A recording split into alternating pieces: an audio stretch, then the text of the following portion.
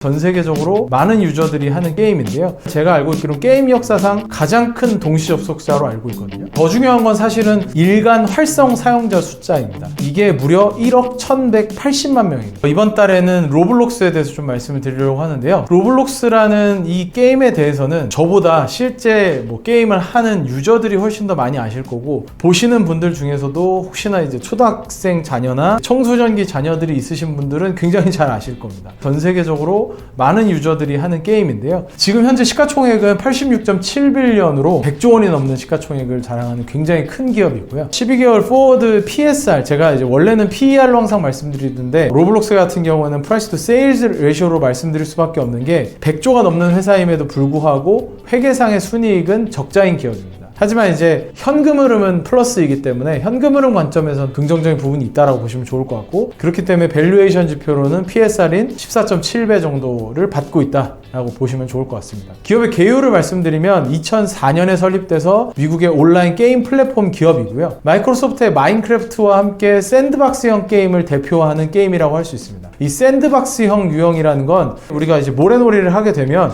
여러 가지를 자기 스스로 만들어 볼 수 있고 스스로 뭔가를 할 수 있는 거잖아요. 사용자들이 직접 게임을 만들고 공유할 수 있는, 어떻게 보면 메타버스를 대표하는 플랫폼 기업이라고 보시면 좋을 것 같고요. 누구나 쉽게 개발에 참여하고 수익화가 가능하다는 측면에서 많은 영에이지들이 활동하는 그런 플랫폼이라고 보시면 좋을 것 같습니다. 20, 30대들 사이에서 핸드폰 번호를 교환하는 게 아니라 인스타그램 아이디를 교환하는 것처럼 초등학생들 같은 경우에는 로블록스 계정을 교환하는 경우도 굉장히 많거든요. 그래서 자기가 친구 맺어놓은 사람들은 어떤 게임을 하고 있는지 이런 것들도 볼 수 있고 서로 채팅도 할 수 있고 음성 대화가 가능하기 때문에 이제 그런 측면에서의 플랫폼 기업이라고 보시면 좋을 것 같습니다. 지난 2분기 매출액을 좀 살펴보자면 분기 매출액이 1빌리언 정도로 대략 우리나라 돈으로 한 1.4조 원 정도가 나오고 있고요. 전년 대비해서는 좀 감소한 부분이 있는데, 이 회사의 부킹, 일반적으로는 수주라고 볼 수 있는데 이 플랫폼 안에 들어가서 어떠한 아이템을 사게 될 때 달러로 사는 것이 아니라 로벅스라는 로블록스 안에서 사용되는 화폐를 사용하게 됩니다. 그래서 이 생태계가 있기 때문에 로벅스로 교환된 돈에 대해서 이 부킹으로 잡게 됩니다. 그러니까 물론 로벅스를 다 사용할 수도 있지만 그걸 쟁여놓고 있다가 나중에 사용할 수도 있기 때문에 로벅스는 어떻게 보자면 후에 나올 그 매출의 선행지표격이라고 보시면 좋을 것 같고요. 그러니까 일반 기업들의 수주랑 좀 비슷한 데이터라고 보시면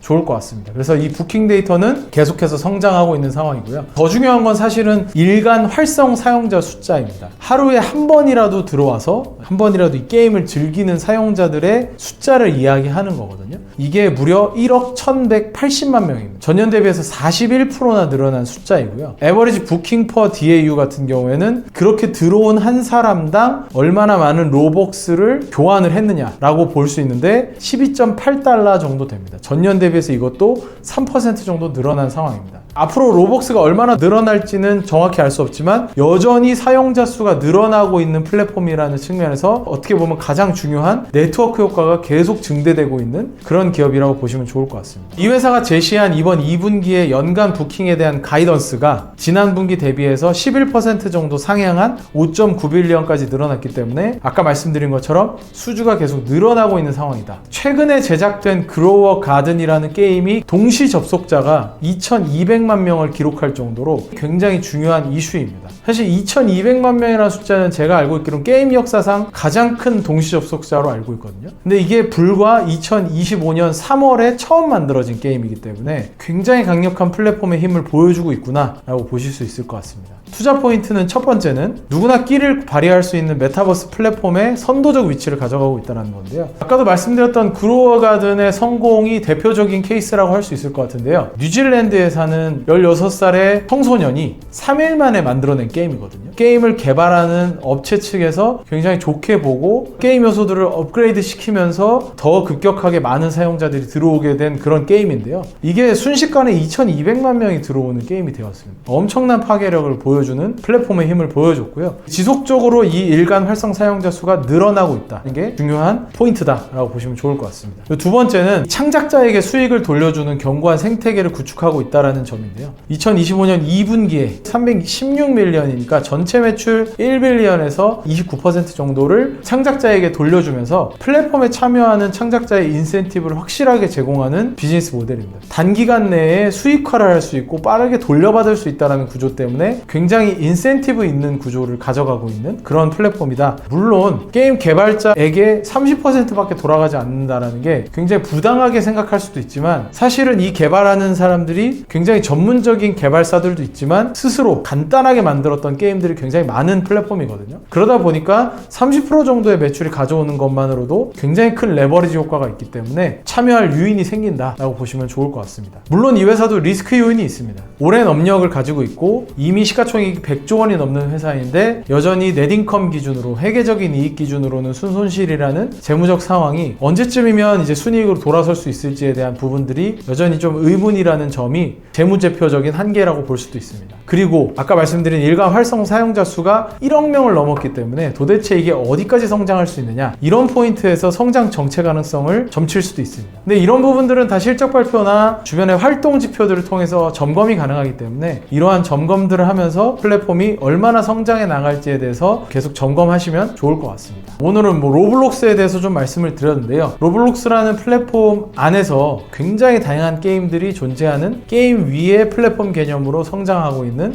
그런 플랫폼 기업입니다. 이제 이러한 것들이 과거 한 3, 4년 전에 굉장히 많이 유행을 했던 메타버스의 실제적인 모습이라고 보시면 좀 좋을 것 같은데, 이 게임 안에서 일어나는 현상들, 또 이 회사의 기업 가치가 성장하는 모습을 보면서 세상의 변화에 대해서 조금 더 함께 관찰하시면 좋을 것 같습니다. 예, 시청해주셔서 감사합니다.